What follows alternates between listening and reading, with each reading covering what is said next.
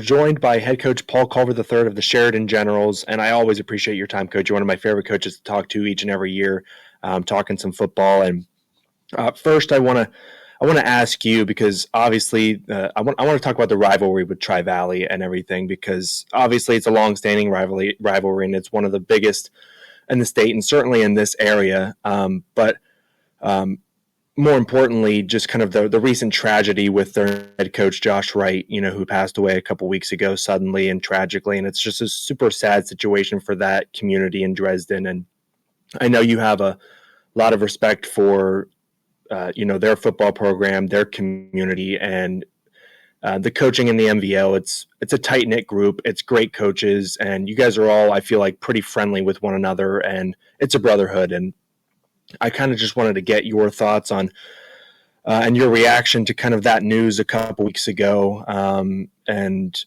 everything that went on in that community, because it's obviously pretty tragic, and that team now has to find a way to move on and play football. So I'm glad you asked that, because it is something that, as a program, with the amount of respect that we have for the Tri-Valley, and then ultimately also the Philo community, the same amount of respect. I wanted to address. So Coach Buttermore comes to Tri-Valley 20 years ago, and an immediate connection is developed between him and my dad. It's a bizarre phrase, but I like to use it. Real recognizes real. My dad and Coach Buttermore saw in each other just a mutual respect. And so this goes back decades, right? Just two incredible coaches, but more than that, two incredible men that wanted to build programs and to ultimately build culture. And who was there right beside Coach Buttermore in those early stages? Cam as a player, and then Coach Wright as a young coach with Coach Buttermore and part of Coach Buttermore's family. I believe it was his brother-in-law. And so it's not a coincidence that we're still having that conversation 20 years after that started about two programs that want to do it the right way. And so my heart goes out to them. I can only imagine if I were to lose, and I could look at parallel coaches on my staff, like somebody that is just woven into the fabric of that culture. And so I can't imagine the blow to that community. More importantly, to those people that closely knew Coach Wright. It broke my heart when I got that text, just out of nowhere, right? Out of nowhere. I can't imagine his family, right? I'm talking about community and coaches, ultimately his family. He had children.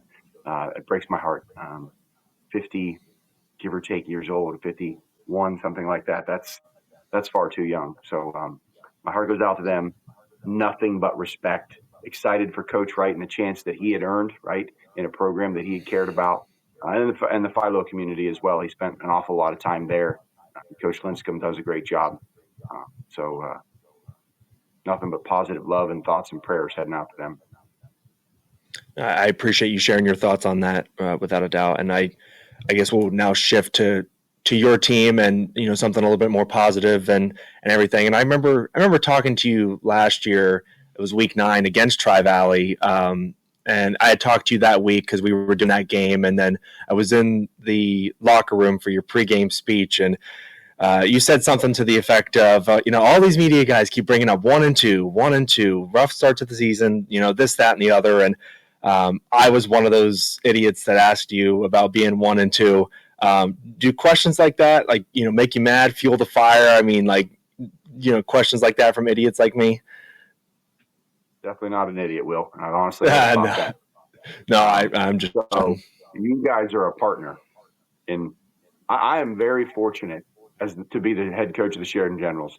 But I also do not take for granted that because my dad built a culture that and a program, right? It comes with wins too. That people want to talk about and talk to, and that gives me a platform to talk about the right mental attitude and playing the game the right way and things that really, really matter.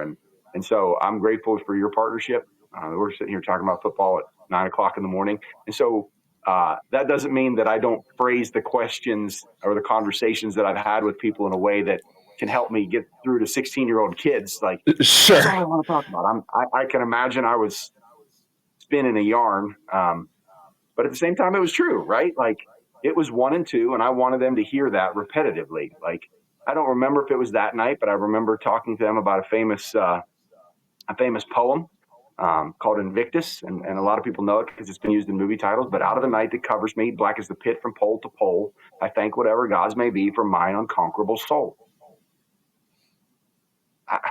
There it is. Like, that's what 1 and 2 is supposed to teach you. Your knee is on the ground. My head is bloodied but unbowed. That's another line in the poem. Am I going to get up? So I was proud of how hard our kids played that night. We didn't lay down. I mean, that was my 1 and 2 playing John Glenn, who stood toe-to-toe with Indian Valley. That's the film I'm watching. John Glenn was a good football team last year. I'm watching them stand toe-to-toe with a team. I'm looking at Indian Valley, thinking, that is a state championship caliber football team.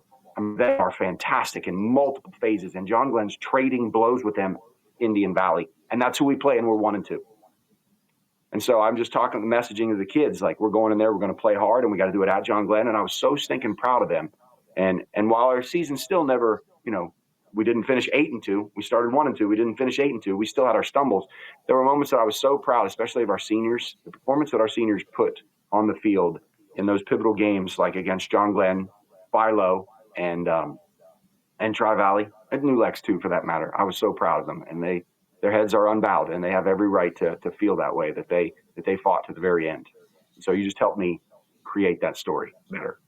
I'm happy to have contributed in some way, shape, or form to your coaching prowess. So now, and in the All-Star game a couple weeks ago, had a couple kids on the roster. Evan Anderson, he had a great game. He had 2 interceptions. I think he almost had a third, and he was obviously a stud, during his career for you. Shawn Griffey was an anchor for your defense, and I think Jack Robinette and Hayden Henry were on the roster as well. Guys that played well for you for, numerous years, and obviously they ended their careers on a high note with that win in the All-Star game. But what was it like just to see them do well, go out with a win, and especially Evan, played outstanding and could have very well been the MVP of the game if it weren't for Bentley Hansen had 2 touchdowns, and Anderson was right there as far as being the MVP of that game. So I'm super proud of those kids. When we come off of a previous season, so, a year ago, we're leading into those guys' senior year, and you take the captaincy vote for your team, and those 4 guys are lead vote getters. And if you looked at our team photo last year, we split the middle. We don't have a true center line kid, so 2 kids in the center, then 2, so like roughly 12, 6 to each side. And those 4 are the center of the photo, right? Like this is, and they're not just good football players. These are kids that are terrific students. Evan and Shawn Griffey, I don't think this is a coincidence. Some people might look at this as like a negative, but I look at it as a positive. Those are 2 kids that never stepped in our hallways last year as students. They were already fully into college classes, 100%. Mm-hmm. Never stepped in our hall. Came for practice. We're a part of all the cultural things as far as school, but terrific students. And then Hayden Henry. Hayden Henry is as good of a football player as you could hope for, and as quiet and as right mental attitude of a driven kid as you will ever be around. This is how we do it. I love this program. I don't need the accolades. I just want to win and do it the right way. And then Jack Robinette, a lineman that works that hard and is that constant for us for 3 years. 3 years of just excellence. I'm so excited for Jack as he's chosen to continue to play. The other guys, for whatever the reason, they were like, no, I'm good, right? Like I love football, but I'm choosing to move on with my life.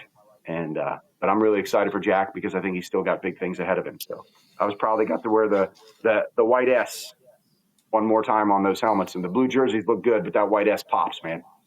For sure. I do think it's cool that a lot of the kids they'll trade decals and they'll wear pretty much every school's logo on the helmet. I think that's a pretty cool thing to do in the All-Star game to kind of, I guess, showcase a brotherhood. Goes back, man. I got mine.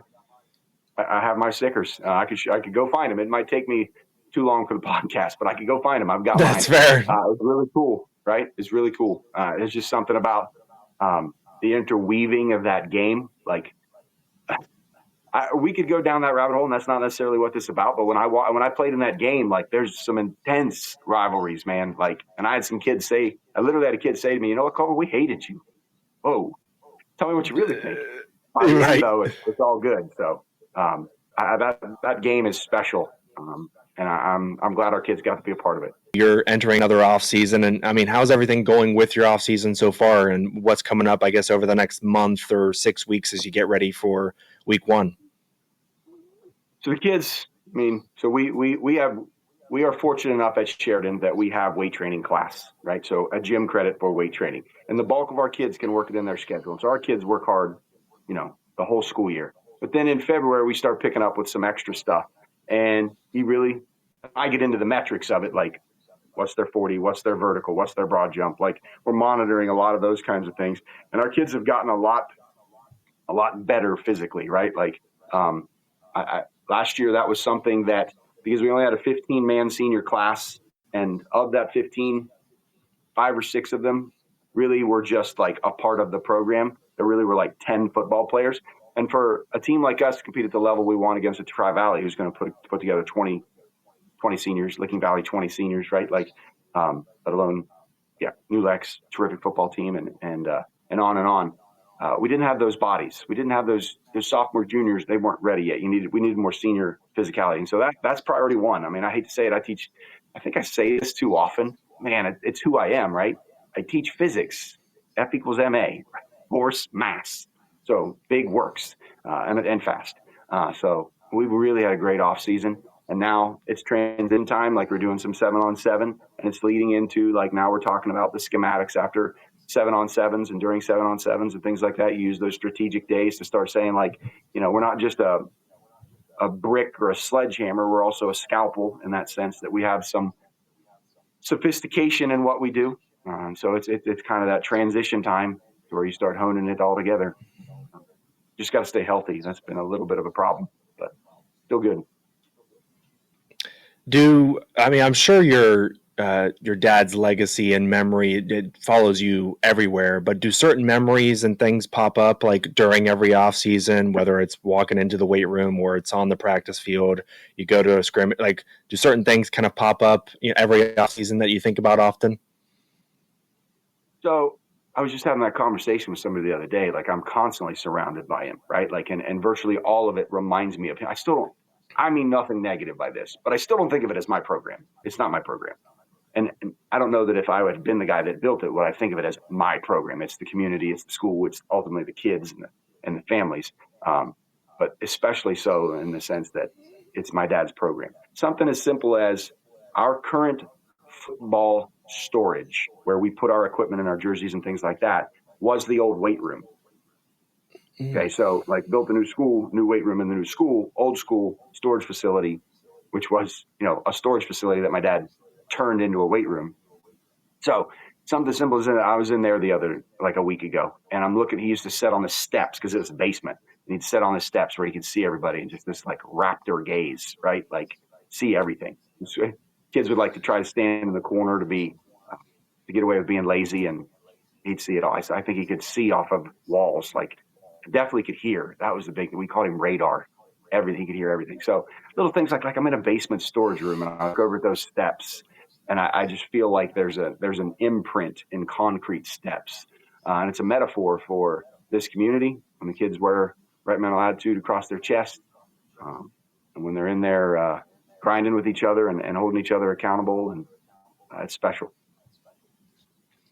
Now, talk to me about Tyce Whiteman's development, because last year, it was up and down, but it was his first year starting, and he definitely showed some flashes and a lot of promise. And I think he had 1,000 yards passing, like 11 touchdowns, 9 picks.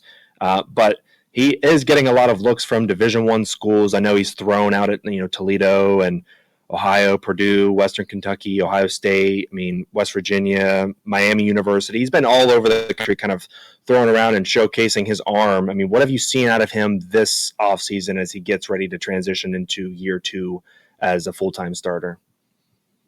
So Tyce is a young man that loves the game, but here's an important point, and if you've talked to me, you've heard this echoed, and we've already kind of bumped up against it. He loves the work that goes along with the game.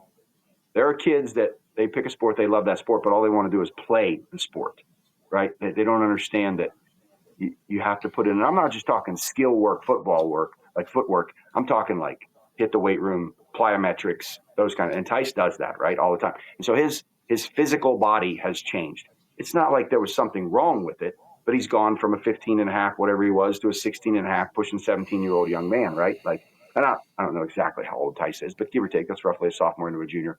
And so there's just he's probably put on, I would guess, 5 to 7, maybe 10 pounds, but also probably lost 3 or 4 pounds of unwanted weight. And so I've seen a transformation in him physically. So I'm proud of him for that. But then also like little things like his arm strength was, excellent last year. And now it's gone up into that effortless kind of range. Like I'm going to zip it 30, 40 yards and I'm not crow hopping sling. Like you don't see him like dip the shoulder to create that. No, this is posture and riflery. And so he had that to some extent, but now he's added another 5 to 7 miles an hour onto that. And he knows the offense inside and out, right? Like he and Coach Foltz, our quarterback coach, offensive coordinator, does a great job, and they work a lot with that. And so it's just it's fun to watch, quite frankly. Our offense is ahead of our defense at this point, which is almost never the case, right? Like in the summer. So it's really a testament to Tyson and him working. They go out, like, hey, let's go get throws. Let's go get throws. Let's go get throws. Tyson's leading that. And so it's awesome. And we'll close by touching on your defense because I know other than losing Shawn, your defense was pretty young last year. And I think I saw a stat like in the games that you lost, the 4 losses, you averaged, I think, 28 points per game given up. So I know you talk about standards all the time, and that's maybe not necessarily the standard for Sheridan football. And even if it's a loss, you want it to be a close loss and not giving up 28 points per game. But what strides have you seen some of these younger defensive players, like you talk about Tyce, going from 15 and a half to 16 and a half, he's made tons of physical developments, and your defense was obviously very young. What guys are stepping up now that just seem to be more physically equipped to, just be a better defense this year? Yeah. So, I mean, our defense was, as you said, built around Shawn, Hayden, and a young man named Corey Holden, and then Evan. Like they were constantly moving those pieces around, these 4 seniors that the defense was built around. And so, but that ultimately means we should have 6, 7 football players coming back with experience. It starts with our defensive front. Like I'm super excited about our defensive front. There's 3 juniors last year that started every game, and they were fantastic. Creed Hill, is getting looks at college, and he's as good as anybody in this area. As will end up, if he continues on the trajectories on, be as good as anybody Sheridan's ever had, right? Like he's fantastic. And Wesley Shagog was right there with it. But I referenced earlier injuries. Wesley has injured his knee. We're hoping to get him back, but like that's a horrible blow. Wesley's play on the field is extraordinary, but he's a leader. He's an everyday kid. His parents are involved. They do a great job. So, and the other defensive end is Lucas Showalter. And so those are 3. You have 3 defensive ends, 3 defensive linemen that you just know, like, we can control the line of scrimmage, save we're playing against a 6'5", 300-pound D1 front. Like, these are good football players. That's why teams couldn't run the ball against us. Even the teams that beat us, they typically beat us. They might have had some success in running the ball, but they beat us through the air. So that the secondary has to come along. That was 4 inexperienced guys last year, save Evan. And so I've seen steps with them I forgot about Jacob Householder, which is terrible. Jacob Householder played corner for us. So that's another senior that was on and he did. I remember just thinking the other day, are we going to have a corner that tackles as well, let alone plays the pass as well as Jacob Householder? Senior leadership, great kid. So we have guys with experience coming back. But at the same time, losing Wesley, that means moving pieces around, replacing 2 of the 3 linebackers. Who's that going to be? I still see things that are going to lead to success, especially because they put in the work physically. So it's just a question of polishing. But can they get to the point when we're explaining the schematic that they will then translate that physical ability into playing fast? Can you put those 2 things together? And I think so. And my staff has done a great job of that for a long time. So I'm excited. Long answer. Yeah. Like they all are. No, I'm excited for the upcoming year for you guys because you guys were young last year, and I think you're going to be even better this year. And I think you're going to be right up there. I mean, you always are, but I would like to think you're going to be near the top of the MV, a big school, and may even win the title this year. So thanks for hopping on this morning, Coach. Talking football at 9 a.m., nothing better, right? Yeah, when you got little kids, you're up and moving, so it's a part of the day. Yeah, thanks for working around my schedule, Will. Oh, of course. And I always appreciate you hopping on and talking some football, man. Like I said, it's truly a joy to get to talk to you every time. And I'm looking forward to talking to you many more times this upcoming year. Thank you. Same.